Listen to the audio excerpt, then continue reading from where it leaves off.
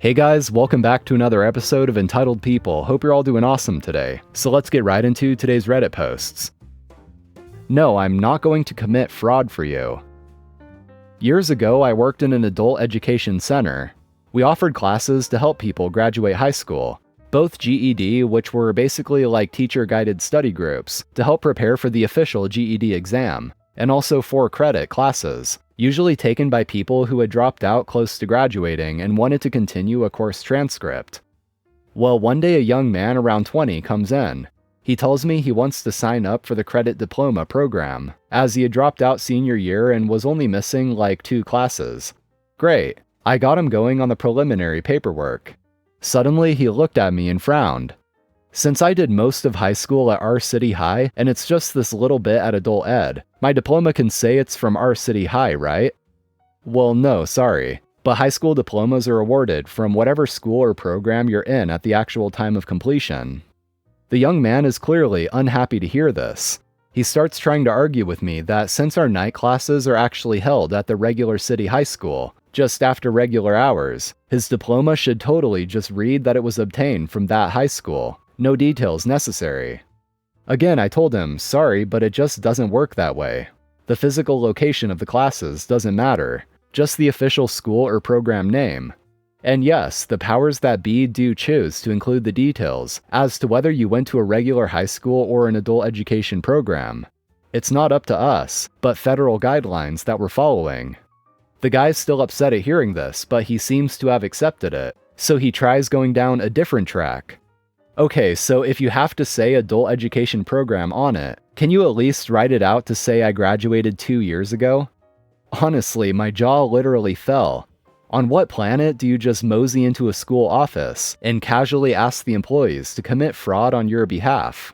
It was really and truly one of the most what the hell moments of my entire 4 decades of living. No, I finally managed to splutter. No one here is going to risk going to prison because you want to counterfeit documents. After a few moments when I'd collected myself a bit, I was finally able to extract the full story. Apparently our young friend had applied for a job he really wanted, and of course the employer inquired about high school. He lied, not only telling the company that he had one, but also that he had earned it in a regular high school program at the regular age. Now he was in a panic, desperate to produce the necessary documents before his interview, which was like the next day. Look, I totally understand the concept of being young and doing something stupid, then freaking out as you try to fix it. But the key word here is you. You don't try to lasso some random school officials into doing it for you, much less when it involves federal fraud.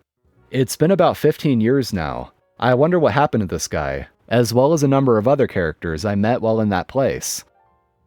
And this comment here says, my job has a policy of drugs and alcohol testing after any accident that has to be reported. I once had to test a guy who had a minor accident on a forklift. When I walked him to the restroom to get a sample, he tried to hand the cup back to me and expected me to do it for him.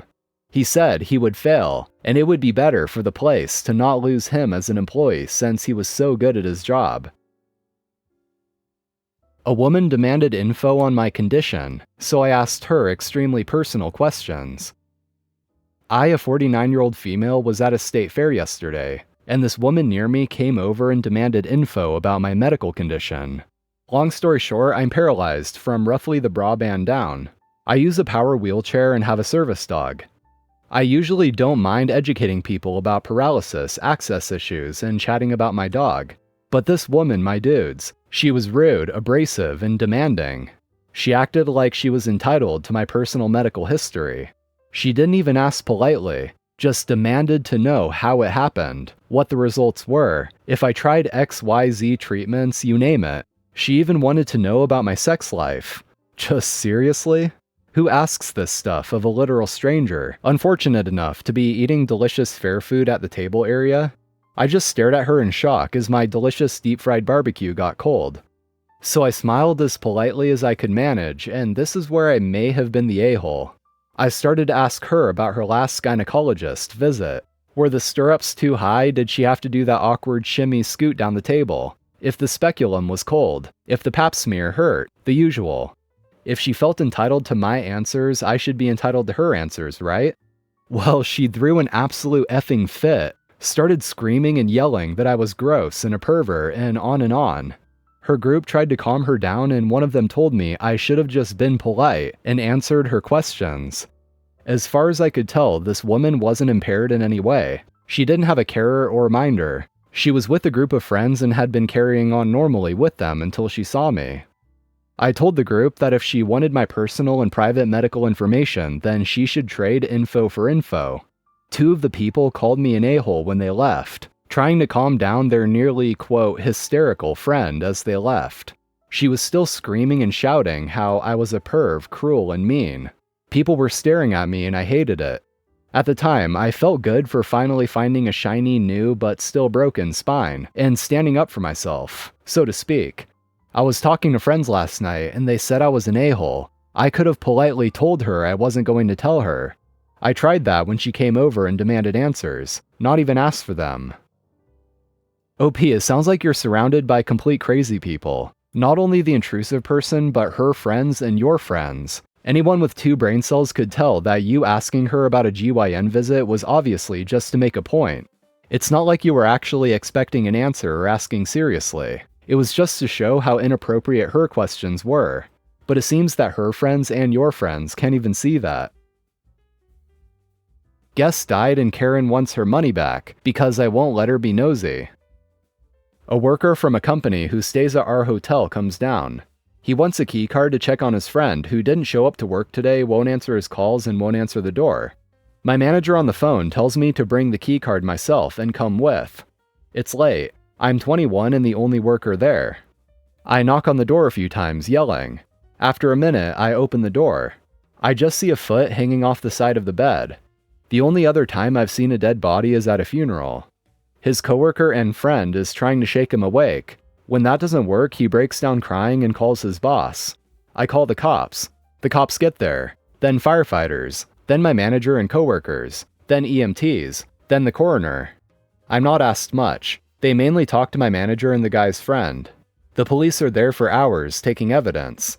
The man has a dog in the room with him. Since the owner is dead, animal control shows up. This is when Karen comes in. Why is animal control here? Did someone hurt a poor dog? I don't know, I said.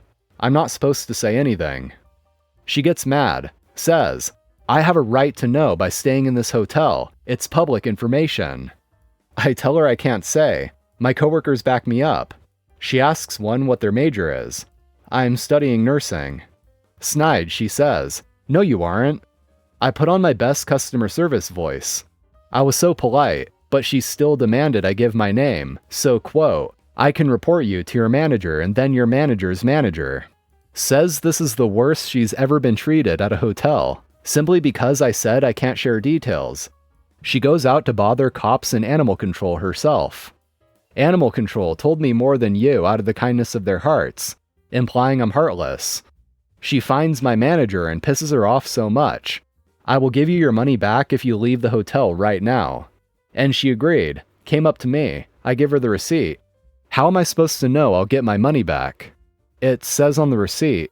That proves nothing. I want to know when your owner will be here next. I don't know, he's out of town. But Karen kept demanding.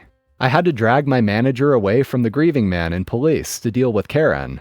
Karen claims she's got 1,000,000 degrees and is a professor. Earlier she told me she was in grad school. She writes all our names down to report us to, quote, the regional manager later, which we don't have, and walks out scoffing, howling about how rude we all are. I watch 6 people carry the body down the stairs in a bag and wonder how some people can be so entitled. A part of me wonders if she played up this whole situation just to try to get a free stay at the hotel, which would make this whole thing even worse that she took advantage of a tragic death just to get a refund on her stay. I'm going to give you 50. I work as a cashier at a grocery store. A customer comes through with a basket full of groceries. We're chatting as I scan and bag them. I get to the end and it comes to $32.40, and I say, that'll be $32.40. Cash or card? Customer says, I'm going to give you 50. I said, okay, and hold out my hand. Can I have my change? They ask. As soon as you pay me, you can. No, I've been shortchanged way too many times. I need my change before I give you any cash. I need you to give me the cash before I can open the till to get your change, I said. At this point, I still have not actually seen the 50. You don't even know how much change I need, do you? Said the customer. The customer grabs the bag of groceries off the counter. I suspect where this is going, and I open the intercom to the office. And I say, when you give me $50, then you will receive the $17.60 in change. If you know how much it is, you can give me the change first. My boss says to the customer, as they always show up quick when money is involved, I'm sorry, you need to pay first. Fine, I'll just put it on card, they said. Silence from me. Call the police? Okay. This happened last night. I have terrible neighbors. They like to get drunk and fight. They will fight anyone, each other, or even come after my children or myself. Well, last night was no exception. They were getting rowdy and hollering. I am so sick of it. They were throwing stuff into the road, playing in traffic, screaming, making a scene. I am not feeling great, so I was in bed with the window open. I turned on my lamp, got up to the window to close it, and they saw me. Of course, that started a new round of yelling obscenities at me. I just shook my head. The window is quite big and heavy, and like I said, I'm not feeling great, so it was taking some time to close.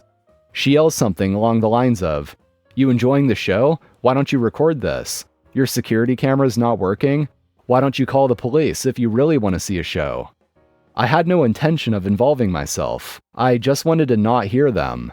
But then I remembered my internet was down, and my security cameras weren't working at the moment. So I propped up a spare phone on my window and started recording while I called the police, per their request. I gave the police a play-by-play, which they could clearly hear in the background, their names and the address. Within a few short minutes, there were several police cars surrounding their place and mine. The woman ran inside to hide. The man ran to his van to drive off. The two children were roaming my front yard in just their underwear. I knew they have small children, but had assumed they were in bed because I hadn't seen or heard them. Did I mention it was 9:30 to 10 p.m. and raining? Police took them all away. Kids were loaded up as well. This isn't the first time, but really hoping it was the last time. At least for the kids' sake.